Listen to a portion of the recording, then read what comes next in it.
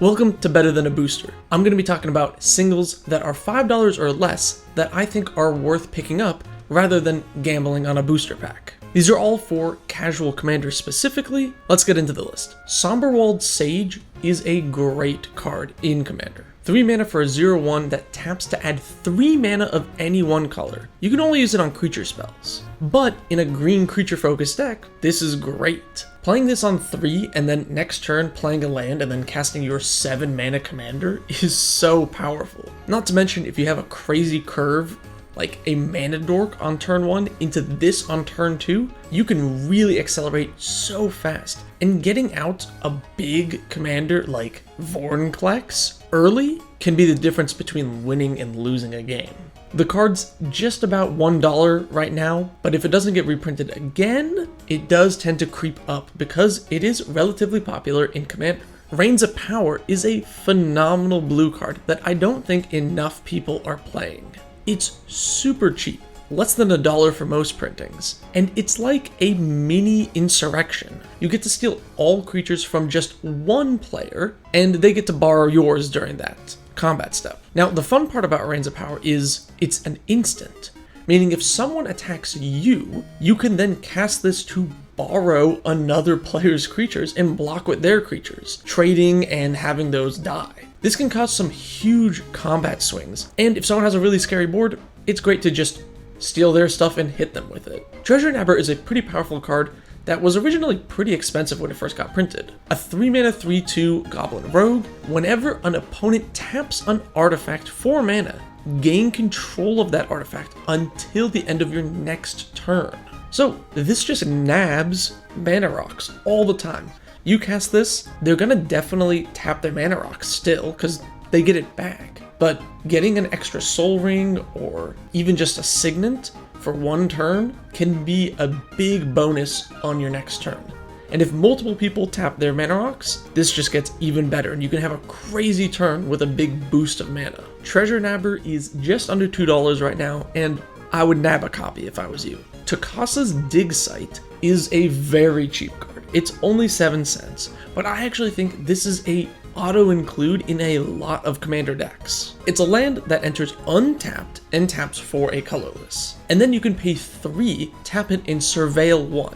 So look at the top card, either put it in the graveyard or back on top. So why do I think this goes in a lot of Commander decks? Well, if you're monocolor, then an untapped utility land is very easy to play. You're probably going to have your colors anyway, so might as well play a few utility lands. And this one is really good. Not only does it let you just kind of, dig through your deck a little bit further, you can do something even better than scrying 1. It fuels your graveyard. If you have any graveyard synergies, then this gets even better. If you're playing something like a Doretti Scrap Savant deck where you want artifacts in the bin, this is a great addition. Or if you're playing a blue deck that wants instants and sorceries in the graveyard, this is another great addition. I love utility lands, especially in my monocolored decks, and this should be in basically every monocolored deck, in my opinion. Rabble-Rousing is another sub $1 card that is really good.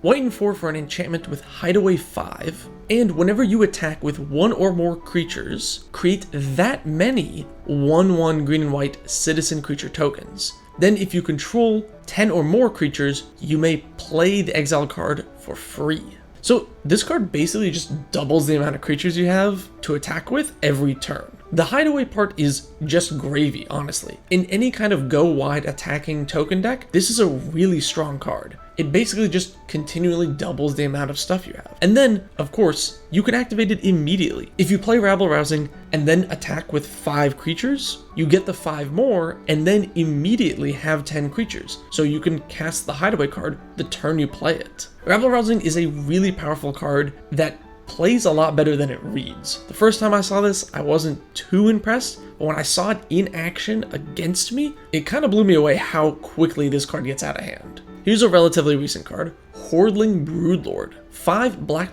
for a 7/6 dragon with Convoke and Flying. Whenever it enters the battlefield, search your library for a card, exile it face down, then shuffle. For as long as that card remains exiled, you may play it. Spells you cast from exile have Convoke. So this reminds me a lot of Runescar Demon. which is like a big creature that tutors up a card. But this is basically better. The dragon having Convoke allows you to cast it for much cheaper, and giving the spell Convoke is really good. Plus, putting the spell in exile and then allowing you to cast it whenever you want is sometimes even better than having it in hand, because then it can't get discarded. This card is just under $1 right now, but I don't expect it to stay there for long. It's probably going to be creeping up because of commander popularity. I think this just straight up replaces Runescar Demon in most decks. If you have 1 or 2 creatures, it's basically cheaper than Runescar Demon, and giving the spell you tutor Convoke is a strict upgrade, because you can pretty much always at least tap the Hoarding. Junkwinder is an uncommon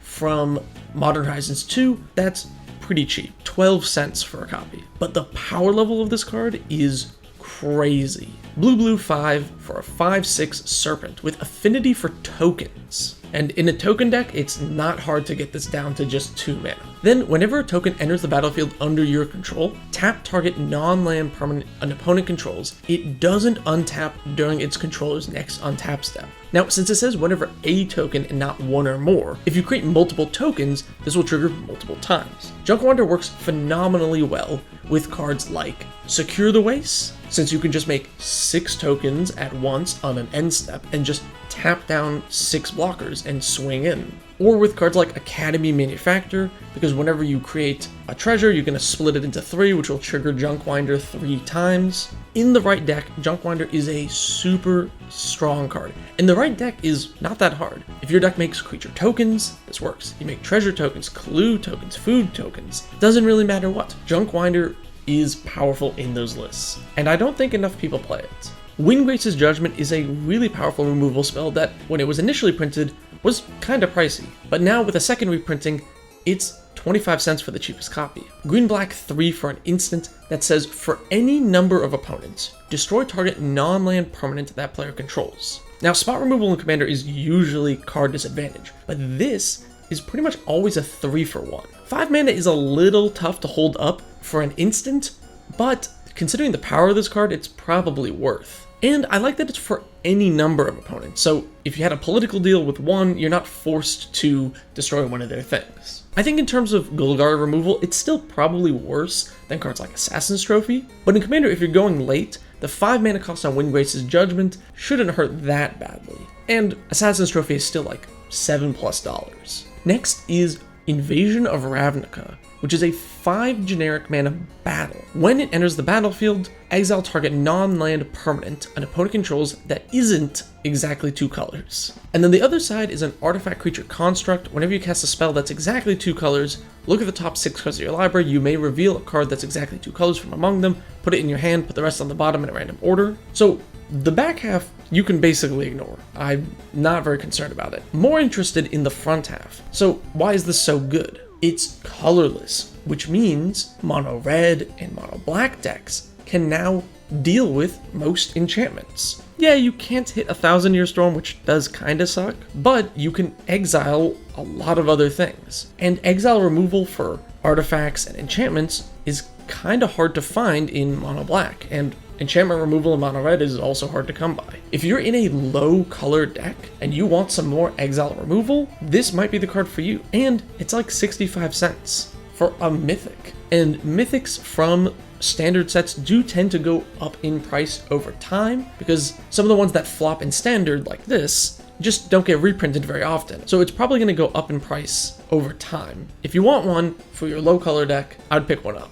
And my last budget buy is Mind Slicer. With its new reprinting, it's now down to 25 cents for the cheapest copy. And this card is so powerful. Black 2 for a 4/3 horror. When Mind Slicer dies, each player discards their hand. So this card is immensely threatening on the table.